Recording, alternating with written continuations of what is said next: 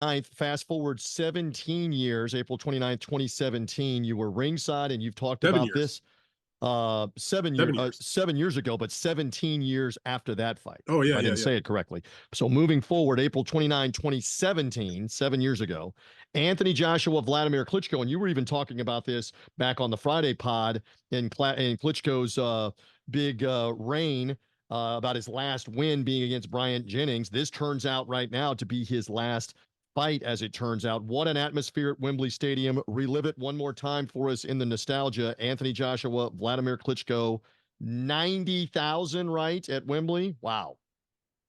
I mean, the only word that can describe it is incredible. I've covered a lot of events in my life, boxing and otherwise. I've been to the World Series as a fan.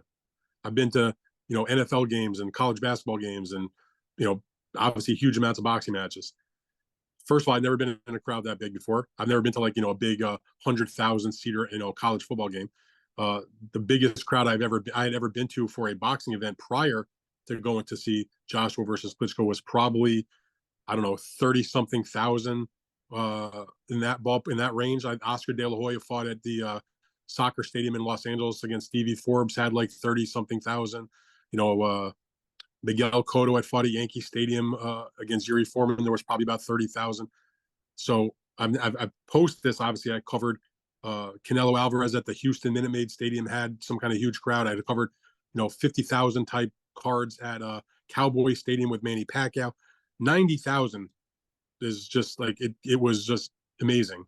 The entire fight was spectacular. And actually, it's funny because after Vladimir retired, we had a conversation one time to think that the first time we had ever met, and I had become close and friendly with Vladimir over the years, that the first time I had met him was in that fight week 24 years ago, where he's a young prospect, gold medal winner, but who knew what was going to become of his career.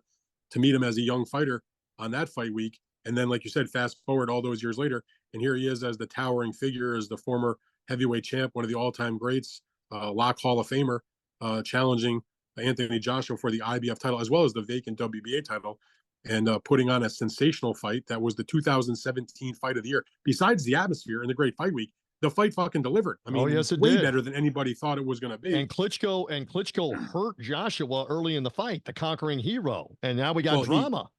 he didn't just hurt him; he knocked him on his ass in the fifth round, and he was probably within a punch or two, like as they say, a whisker away from stopping Anthony Joshua and becoming the champion once again. That fight had everything you would possibly want: the atmosphere, big stakes, big names, a great fight, literally one of the greatest heavyweight fights I have ever covered. I've said this plenty of times. At that moment when that fight ended, that was the best heavyweight fight I had ever covered, trumping Vitaly Klitschko against Lennox Lewis as the best one previous, and that was many, many years before that. Now, I must be honest, and we talked about this. I would say if I was making my true all-time heavyweight title fight list, I know where we're you're not even going. heavyweight title I know fights. where you're going now. Yeah, I have to put the third fight between Tyson Fury and Deontay Wilder ahead of that. But that does not change the fact that this was a tremendous battle and a great atmosphere. And to see, when you see 90,000 people at Wembley Stadium for a boxing match and you're sitting like 4 feet from the ring, I don't know if I can ever go cover something bigger than that.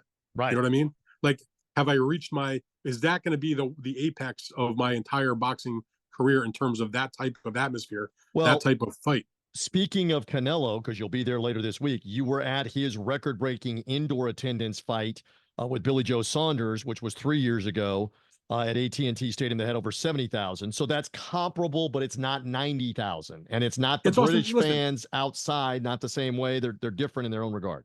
In all due respect to all the big Canelo fights and Pacquiao and Floyd and this and that, this was still the heavyweight titles.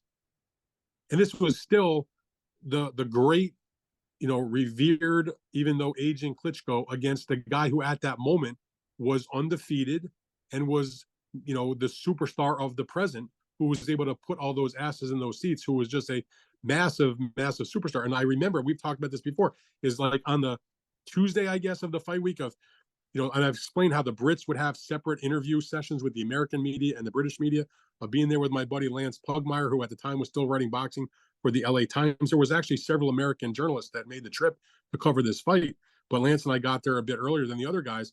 and they had done the British media thing with Anthony in the dressing room before he did his workout. And it lasted quite a while. We were worried we were going to get aced out and not get any time, and we both needed stuff from Joshua because we didn't have anything. But sure enough, it ended, and they were running late on the workout, and they were like, "Come on in."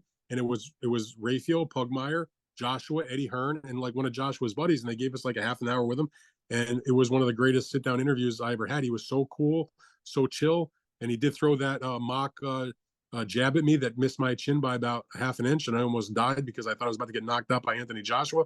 But so there's so many moments of that fight week that were just amazing, and then to have the fight be what it was, and it was a great fight.